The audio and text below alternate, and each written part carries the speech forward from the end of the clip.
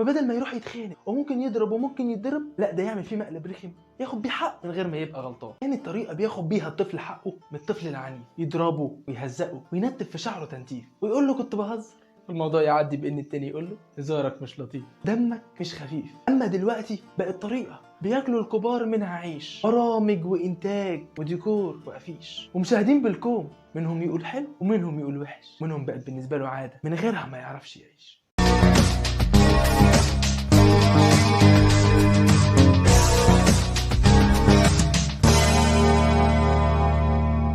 السلام عليكم ورحمه الله وبركاته اعزائي المشاهدين، اهلا بكم في حلقه جديده من برنامج الحقيقه الكامله. المقالب في اول الامر بتكون عند الطفل لجذب الانتباه، وبتكون حاجات خفيفه كده زي عليك واحد وبخ، هزار يعني. بس لما بيكبر شويه ويتعرف على اصحاب اكتر ويبدا يتكون بينهم مشاعر حب وكراهيه وساعات خناق، ساعتها بيفكر ياخد حقه بطريقه مختلفه. فبدل ما يروح يتخانق وممكن يضرب وممكن يتضرب، لا ده يعمل فيه مقلب رخم ياخد بيه حق من غير ما يبقى غلطان. مش بس كده، ده كمان لو اللي قدامه زعل بيغلطه ويقول له انت مش قد الهزار. بس في نهايه التسعينات المنتجين شافوا ان دي ماده خام تنفع جدا تبقى بيزنس ناجح تجيب من وراه فلوس بالكوم، وفعلا بدا المخرج علي العسال تقديم البرنامج الاشهر في الوقت ده، وهو برنامج ادينا عقله، اللي استمر 14 سنه. ومن كتر نجاحه الكبير جابوا عادل امام في فيلمه التجربه الدنماركيه. في ماشينكح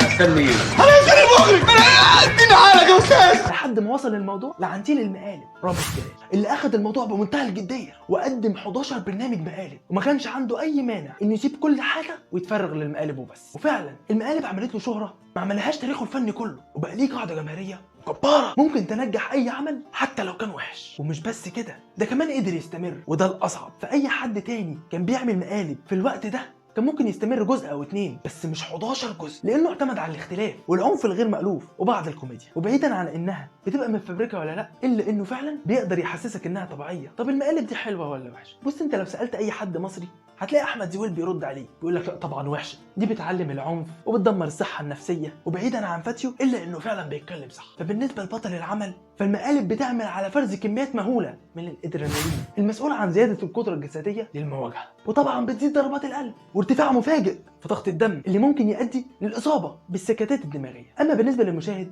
فخلينا متفقين ان الانسان مقسوم نصين، نص في الخير ونص في الشر. والانسان المفروض لما يشوف حد بيتعذب يتعاطف معاه، لان دي الفطره. فلما تشوف حد بيتهان في مقلب ما تتعاطفش معاه، لا وكمان تضحك عليه، فانت كده مش بس بتبوظ فطرتك، انت كده بتخلي جانب الشر اللي جواك يزيد لدرجه انك ممكن ما تتعاطفش مع حد في الحقيقه بعد كده. والسؤال هنا، احنا ليه بنتفرج على المقالب بدل ما كلنا عارفين انها وحشه؟ لو عارف حل السؤال سيبه تحت في الكومنتات. انا كده خلصت، بس انت لسه ما خلصتش. ما تنساش تعمل لايك وشير وسبسكرايب وتفعل زر الجرس عشان يوصل لك كل جديد.